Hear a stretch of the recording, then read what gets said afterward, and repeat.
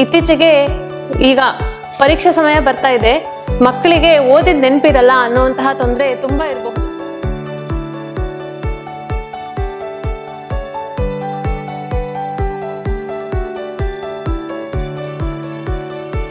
So ಈ ಒಂದೆಲಗ ಏನಿದೆ ಇದನ್ನ ಪ್ರತಿನಿತ್ಯ ಸೇವಿಸೋದ್ರಿಂದ ನಮ್ಮ ಬ್ರೈನ್ ಫಂಕ್ಷನ್ ಜಾಸ್ತಿ ಆಗಿ ಓದಿರೋದೆಲ್ಲ ಕರೆಕ್ಟ್ ಆಗಿ ನೆನಪಿರುತ್ತೆ.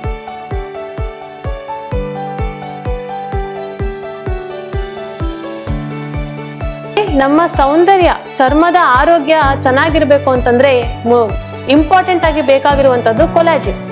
ತುಂಬಾ ಆರೋಗ್ಯಯುತವಾದ ಕೊಲಾಜಿನ್ ಪ್ರೊಡಕ್ಷನ್ ಅನ್ನ ಈ ಒಂದು ಸೀಕಾ ಅಂತಾನು ಕರೀತಾರಲ್ಲ ಒಂದೆಲಗ ಇದು ಮಾಡುತ್ತೆ.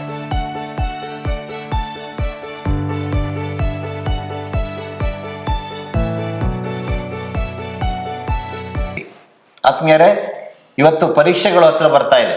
ಮಕ್ಕಳಿಗೆ ನಾವು ಏಕಾಗ್ರತೆ ಹಾಗೂ ನೆನಪಿನ ಶಕ್ತಿ ವರ್ಧಿಸುವಂತಹ ಔಷಧಿಯನ್ನು ಕೊಡಬೇಕಾಗಿದೆ. ಆಹಾರದ ಮೂಲಕ ಈ ಔಷಧಿಯನ್ನು ಕೊಡ್ಲಿಕ್ಕೆ ಸಾಧ್ಯ ಇದೆ. ಅದರ ಜೊತೆಗೆ ಇವತ್ತು ಒಂದು ಸೌಂದರ್ಯ ವರ್ಧಕದ ಬಗ್ಗೆಯೂ ಕೂಡ ನಾವು ನಿಮಗೆ ತಿಳಿಸಿ ಹೇಳಲಿಕ್ಕಿದ್ದೇವೆ. ಆತ್ಮೀಯರೇ, ಇವತ್ತು ಇದನ್ನೆಲ್ಲ ತಿಳಿಸ್ಲಿಕ್ಕೆ ನಮ್ಮ ಜೊತೆ ಇದ್ದಾರೆ ನಮ್ಮ ವೇದ ವೆಲ್ನೆಸ್ ಸೆಂಟರ್ ನಿಸರ್ಗ ಮನೆಯಲ್ಲಿ ಪ್ರಕೃತಿ ಚಿಕಿತ್ಸೆ ವಿಭಾಗದಲ್ಲಿ ಕೆಲಸ ಮಾಡ್ತಾ ಇರುವಂಥ ಡಾಕ್ಟರ್ ಅರ್ಪಿತಾ ಭಟ್. ಡಾಕ್ಟರೇ, ಕಾರ್ಯಕ್ರಮಕ್ಕೆ ಸ್ವಾಗತ. ಸೊ ಇವತ್ತಿನ ಸಂಚಿಕೆಯಲ್ಲಿ ನಾನು ಈಗಾಗಲೇ ಹೇಳಿದಂತೆ ಭಾಳ ವಿಶೇಷವಾದಂತಹ ಒಂದು ಆಹಾರ ಔಷಧಿ, ಅದ್ರ ಬಗ್ಗೆ ಯಾವುದು ಅಂತ ಕೇಳಿ ನೋಡೋಣ ಡಾಕ್ಟರ್ ಹತ್ರನೇ. ಸೊ ಅದ್ರ ಬಗ್ಗೆ ವಿವರಣೆಯನ್ನು ಹೇಳಲಿಕ್ಕಿದ್ದಾರೆ, ಅದನ್ನು ಹೇಗೆ ಉಪಯೋಗಿಸಬೇಕು, ಯಾಕೆ, ಹೇಗೆ ಅದು ಪ್ರಯೋಜನ ಆಗುತ್ತೆ ಅಂತ ಹೇಳಿ. ಸೊ ಡಾಕ್ಟ್ರೇ, ಯಾವ ಔಷಧಿ ಬಗ್ಗೆ ಹೇಳಲಿಕ್ಕೆ ಹೊರಟಿದ್ದೀರಿ? ನಾನಿವತ್ತು ಹೇಳಕ್ ಹೊರಟಿರುವಂತಹ ಒಂದು ಔಷಧಿಯ ಸಸ್ಯ ಒಂದೆಲಗ, ಬ್ರಾಹ್ಮಿ ಅಂತಾನು ಕೂಡ ಕರೀತಾರೆ. ಹೆಸರೇ ಹೇಳುವಂತೆ ಒಂದೇ ಎಲೆ ಇರುವಂತಹ ಒಂದು ಸಸ್ಯ. ಇದು ತಂಪು ಜಾಗದಲ್ಲಿ ಅಥವಾ ನೀರು ಜಾಸ್ತಿ ಇರುವಂತಹ ಜಾಗದಲ್ಲಿ ತುಂಬಾ ಬೆಳ್ಕೊಳ್ಳುತ್ತೆ. ಇದನ್ನ ನಾವು ನಮ್ಮ ಕೈತೋಟದಲ್ಲಿ ಕೂಡ ಆರಾಮಾಗಿ ಬೆಳ್ಕೊಳ್ಬಹುದು.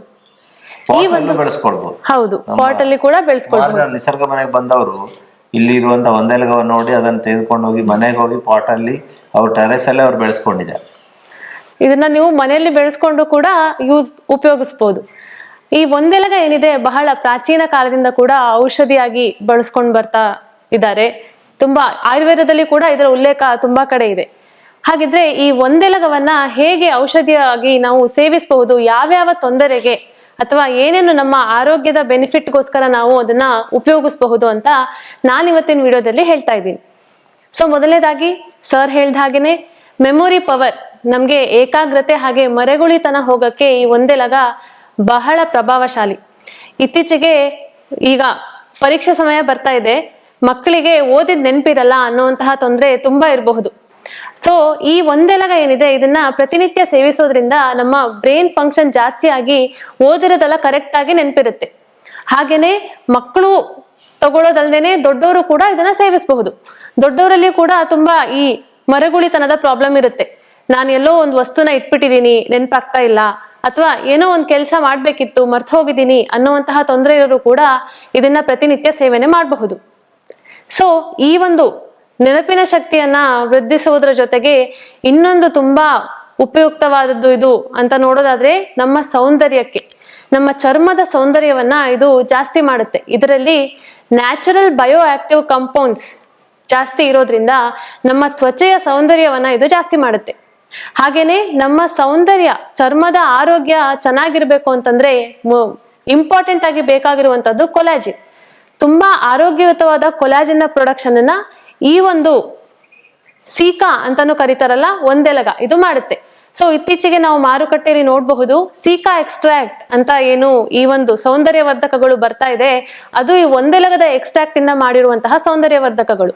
ಸೊ ನೀವು ನ್ಯಾಚುರಲ್ ಆಗಿ ಸಿಗುವಂತಹ ಒಂದೆಲಗವನ್ನೇ ಮನೆಯಲ್ಲಿ ಉಪಯೋಗಿಸ್ಕೊಂಡು ಸೌಂದರ್ಯವರ್ಧನೆಯನ್ನ ಮಾಡ್ಕೊಳ್ಬಹುದು.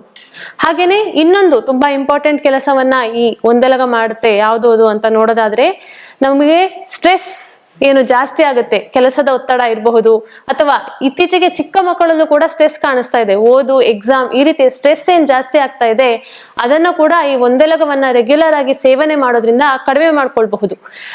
ಒಂದು ಅಧ್ಯಯನದ ಪ್ರಕಾರ ಆಂಗ್ಸೈಟಿ ಮತ್ತೆ ಡಿಪ್ರೆಷನ್ ಇರುವವರಲ್ಲಿ ಕಂಡು ಬರುವಂತಹ ರೋಗ ಲಕ್ಷಣಗಳೇನಿದೆ ಅದನ್ನ ಈ ಒಂದೆಲಗವನ್ನ ಪ್ರತಿನಿತ್ಯ ಸೇವಿಸೋದ್ರಿಂದ ಕಡಿಮೆ ಮಾಡ್ಕೊಳ್ಬಹುದು ಅಂತ ಪ್ರೂವ್ ಆಗಿದೆ. ಸೊ ಹಾಗಾಗಿ ಈ ಒಂದೆಲಗದ ಸೇವನೆಯಿಂದ ಈ ರೀತಿ ಸ್ಟ್ರೆಸ್, ಆಂಗ್ಸೈಟಿ, ಡಿಪ್ರೆಷನ್ ಇರುವಂತಹ ವ್ಯಕ್ತಿಗಳು ತಗೊಂಡ್ರೆ ಅದನ್ನ ಕಡಿಮೆ ಮಾಡ್ಕೊಳ್ಬಹುದು.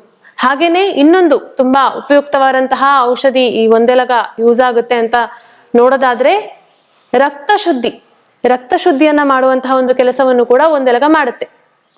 ಅದರಲ್ಲೂ ಮೇನ್ ಆಗಿ ಕಾಲುಗಳಿಂದ ಹೃದಯದ ಕಡೆ ಹೋಗುವಂತಹ ರಕ್ತ ಏನಿದೆ, ಆ ರಕ್ತದ ಏನು ಫ್ಲೋ ಇರುತ್ತೆ ಅದನ್ನ ಕರೆಕ್ಟ್ ಆಗಿ ಮಾಡುತ್ತೆ. ನಾವು ಇದನ್ನ ಅನುಕೂಲ ಆಗುತ್ತೆ. ಹೌದು, ವೆರಿಕೋಸ್ ವೇನ್ಸ್ ಇರುವಲ್ಲಿ ನಾವು ಮೇನ್ ಆಗಿ ನೋಡ್ಬಹುದು ರಕ್ತನಾಳಗಳ ದೌರ್ಬಲ್ಯ, ಇದರಿಂದ ಅಲ್ಲಿ ವೆರಿಕೋಸ್ ವೇನ್ಸ್ ತೊಂದರೆ ಕಾಣಿಸ್ಕೊಳ್ತಿರುತ್ತೆ. ಈ ಒಂದು ಒಂದೆಲಗವನ್ನ ತಗೊಳ್ಳೋದ್ರಿಂದ ಈ ರಕ್ತನಾಳಗಳ ಶಕ್ತಿ ವೃದ್ಧಿ ಆಗುತ್ತೆ, ಹಾಗೇನೆ ರಕ್ತದ ಫ್ಲೋ ಏನಿದೆ ಅದು ಚೆನ್ನಾಗಿ ಆಗುತ್ತೆ.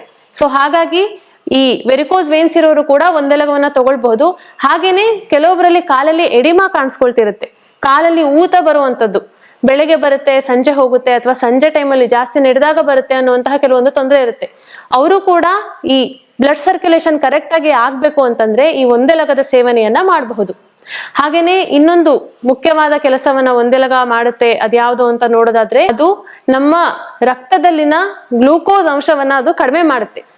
2014ರಲ್ಲಿ ಆದ ಒಂದು ರಿಸರ್ಚ್ ನ ಪ್ರಕಾರ ಒಂದೆಲಗವನ್ನ ಪ್ರತಿನಿತ್ಯ ಸೇವಿಸೋದ್ರಿಂದ ಅದು ನಮ್ಮ ಹೊಟ್ಟೆಯಲ್ಲಿ ಗ್ಲೂಕೋಸ್ ನ ಹೀರಿಕೆಯನ್ನ ಕಡಿಮೆ ಮಾಡುತ್ತೆ. ಸೊ ರಕ್ತದಲ್ಲಿ ಗ್ಲೂಕೋಸ್ ಜಾಸ್ತಿ ಹೋಗದೆ ಇರೋ ತರ ನೋಡ್ಕೊಳ್ಳುತ್ತೆ. ಸೊ ಇದರಿಂದ ನಮ್ಮ ರಕ್ತದಲ್ಲಿನ ಗ್ಲೂಕೋಸ್ ಅಂಶ ಜಾಸ್ತಿ ಆಗದೆ ತರ ನೋಡ್ಕೊಳ್ಳುವಂತಹ ಒಂದು ಕೆಲಸವನ್ನ ಒಂದೆಲಗ ಮಾಡುತ್ತೆ. ಸೊ ಡಯಾಬಿಟಿಸ್ ಹೊಂದಿದವರಿಗೆ ಅಷ್ಟೇ ಅಲ್ಲ ಆತ್ಮೀಯರೇ, ಡಯಾಬಿಟಿಸ್ ಇದ್ದವರಿಗೂ ಅನುಕೂಲ ಆಗುತ್ತೆ, ಜೊತೆಗೆ ಬೊಜ್ಜು ಬರದೇ ಇದ್ದಾಗೂ ಇದು ಅನುಕೂಲ ಮಾಡಿಕೊಡುತ್ತೆ. ಜಾಸ್ತಿ ಗ್ಲುಕೋಸ್ ರಕ್ತದಲ್ಲಿ ಹೋದಾಗೆ ಜಾಸ್ತಿ ಇನ್ಸುಲಿನ್ ಬಿಡುಗಡೆ ಆಗುತ್ತೆ. ಇನ್ಸುಲಿನ್ ಕೂಡ ಒಂದು ಗ್ರೋತ್ ಹಾರ್ಮೋನ್ ತರ ಕೆಲಸ ಮಾಡುತ್ತೆ. ಹಾಗಾಗಿ ಇನ್ಸುಲಿನ್ ಜಾಸ್ತಿ ಪ್ರೊಡಕ್ಷನ್ ಆದ್ರೆ ಜಾಸ್ತಿ ದಪ್ಪ ಆಗ್ತೀವಿ, ಹೊಟ್ಟೆ ಬೊಜ್ಜು ಬರುತ್ತೆ. ಸೊ ಹೀಗಾಗಿ ಈ ಗ್ಲುಕೋಸ್ ಅಂಶವನ್ನ ಅಬ್ಸಾರ್ಬ್ ಮಾಡುವಂತಹ ಒಂದು ವ್ಯವಸ್ಥೆಯನ್ನ ಸ್ಲೋ ಮಾಡೋದ್ರಿಂದಾಗಿ ಇದು ಆಟೋಮೆಟಿಕ್ ಆಗಿ ಬರೀ ಡಯಾಬಿಟಿಸ್ ಇದ್ದವರಿಗೆ ಒಂದೇ ಅಲ್ಲ, ಬೊಜ್ಜಿದ್ದವರಿಗೂ ಕೂಡ ಅನುಕೂಲ ಆಗುತ್ತೆ. ಹಾಗೇನೆ LDL ಕೊಲೆಸ್ಟ್ರಾಲ್ ಅನ್ನ ಕೂಡ ಇದು ಕಡಿಮೆ ಮಾಡುತ್ತೆ.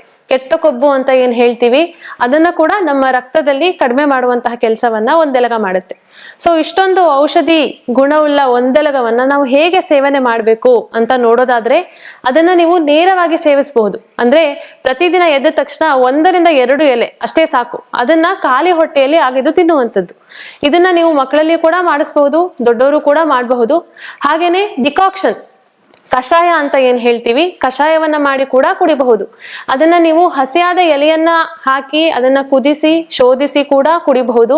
ಅದೇ ರೀತಿ ಎಲೆಯನ್ನ ತಂದು ಅದನ್ನ ಸೂರ್ಯನ ಬಿಸಿಲಿಗೆ ಒಣಗಿಸಿ ಅದನ್ನ ಪೌಡರ್ ಮಾಡಿ ಅದರಿಂದ ನೀವು ಕಷಾಯವನ್ನ ಮಾಡಿ ಶೋಧಿಸಿ ಕೂಡ ಕುಡಿಬಹುದು. ಈ ರೀತಿ 2 ತರನಾದ ಕಷಾಯವನ್ನ ಮಾಡಿ ಕುಡಿಬಹುದು.